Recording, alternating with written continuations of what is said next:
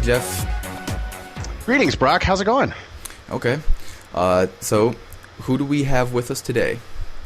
Well, today we have, and I'm going to say his name in American because he's a French citizen, and I'm sure that I cannot pronounce it properly at all. And I think he'll be able to correct us once we get him on the line here about how to actually pronounce his name. But his name is none other than Brice Goglin, and he is the primary developer for the OpenMX project. This is actually a fascinating project. I'm very excited to hear all about it. I think there's some really interesting stuff that we can talk about that directly applies to high-performance computing. Yeah, this is something that normally goes into the networking layer of an HPC cluster. So this is definitely your cup of tea, much more than mine. Oh, absolutely. This is right in my bailiwick, and I think this is really cool stuff. Okay, cool. Well, let's go ahead and get Brice on the line. Brice? Yes, I'm here. Hello. Greetings. Thanks for taking some time out for us today. Thanks for the invitation. I wonder if we could start off here, like, how do you pronounce your name? Brice Goglin. Okay, you're going to have to forgive us ugly Americans. We're going to stick with the American version. We're going to call you Brice. I hope that's okay. Sure, no problem. Okay, thanks a lot for putting up with us. So first off, something we really need to get out there, a lot of people are probably asking, what is the relationship between the Myricom MX and OpenMX, because they are related. Yes, they are related. MX works only on Myricom hardware. So Myricom does some specialized NICs, so specialized network interfaces for HPC, which can do a lot of stuff like zero copy and low latency communications. They have their own stack to do that, which is called MX. And OpenMX does the same with regular Ethernet hardware, so you can take your laptop with a random Ethernet hardware. It will just work fine and give you the same abilities with, of course, a bit lower performance, but I'm working on that. So is it just emulating some of the stuff Myricom stuff does in hardware? Yes, exactly. We have a Linux kernel module which does basically what the Myricom NICs will do in hardware. So everything in user space is the same, but everything that Myricom does in hardware, we try to do it in software inside the Linux kernel. Okay, so when you say lower performance, it's really just because you're not using hardware offload. You're just using a commodity Ethernet NIC, right? Yes, because these NICs can do some stuff, but there are quite a lot of things that Myricom NICs and also some other hardware can do it as well, like InfiniBand, but these NICs can do a lot of stuff that regular NICs cannot do. For instance, zero copy and things like that. It's much harder when you don't have hardware support. Okay, so if we had to distill this down to the difference, you're doing in a software kernel module what the Myricom NICs are doing in hardware. Yes, that's the idea. Yeah. Okay. And so when you say it's lower performance, about how much lower performance?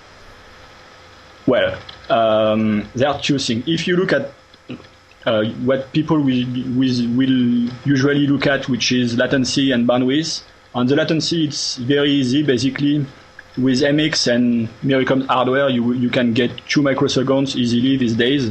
With OpenMX, it depends on your hardware. So if you have a very, very, very nice Xeon or Opteron or whatever processor with a high frequency, you can get 6 or 7 microseconds with OpenMX.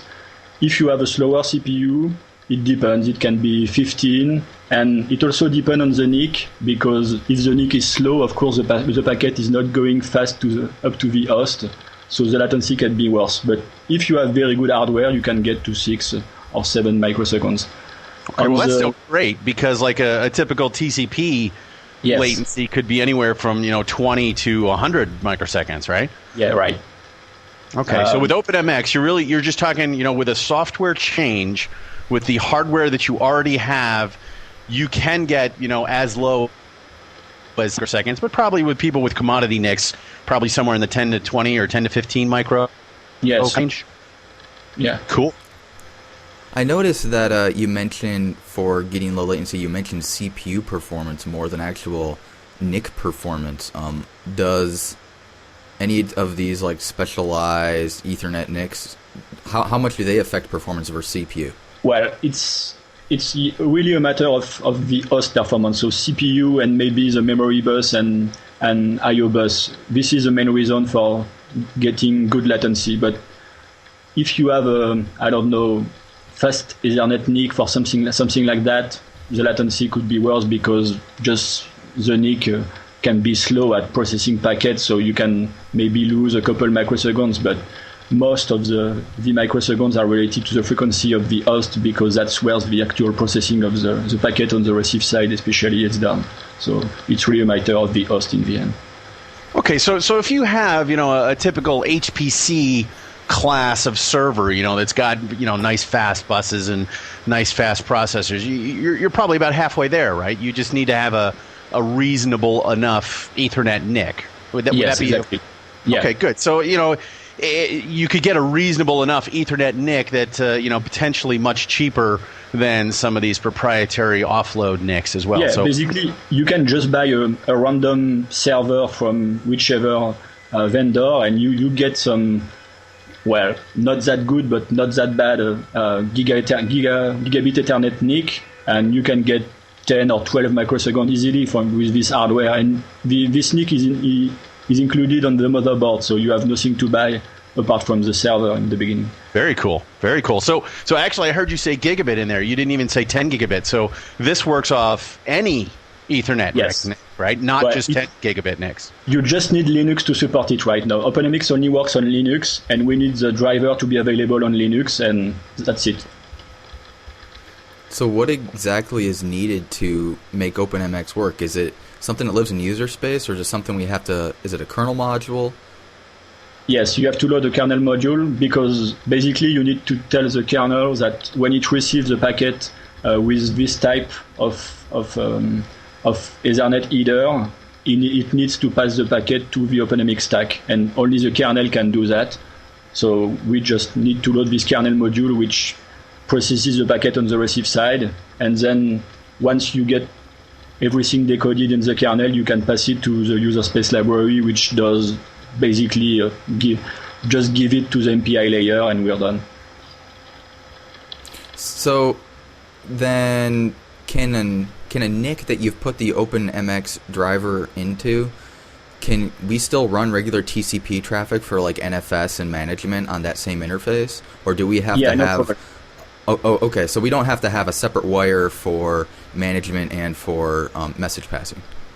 Yeah, because in Linux and all drivers that we have in Linux, you can receive multiple types of packet at the same time. You can have IP and IPv6, for instance, but you can have IP and OpenMX at the same time. There's no problem. You can receive a lot of different packet types at the same time. That's actually a big difference between OpenMX and, for instance, Gamma, which is another old project working on doing HPC on a regular Ethernet NIC.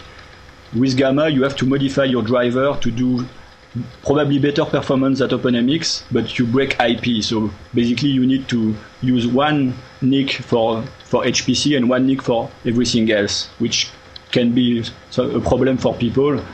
And you need to patch your kernel and other things to do that. In OpenMX, we don't need to do that. We just load a kernel module, and we have another feature but everything else still works. Yeah, very nice, very nice. So actually, that's something that my company is quite big on, this whole converged networking kind of thing. So you can have different types of message passing on the same wire, and that's very important to a lot of people. Just one wire, and I can get my high performance MPI out there and my commodity TCP traffic or NFS traffic or whatever it is. Let me ask you this: why did you create this project? Why, how does Myricom feel about this? So actually, Myricom was involved in the process creation because they wanted basically to have MX work on other hardware because it works very well on their hardware, but they want it to be available to more people because they think their design is very good, and I quite agree with that because their API is very similar to MPI, for instance, and people want to do MPI anyway. So they want to have